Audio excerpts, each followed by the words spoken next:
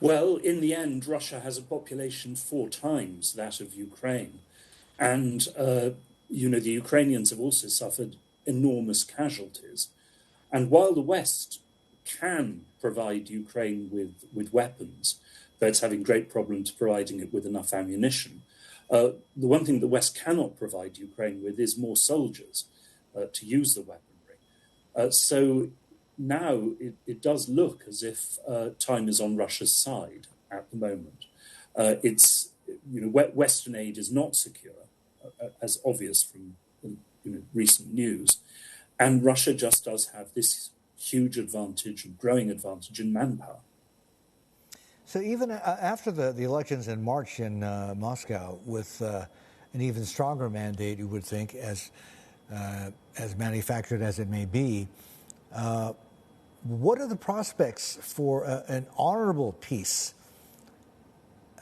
in Ukraine? Do you think? I mean, how is Putin viewing this right now? I don't know. I mean, honestly, we do not know what's going on in Putin's head.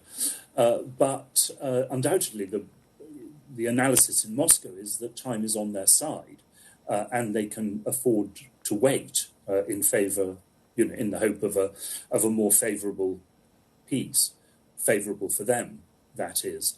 It does now look very unlikely that Ukraine will be able to break through the Russian lines. Indeed, General Zaluzhny, the Ukrainian commander-in-chief, has admitted this, although he's also said, if they got many, many more weapons, they might be able to do so.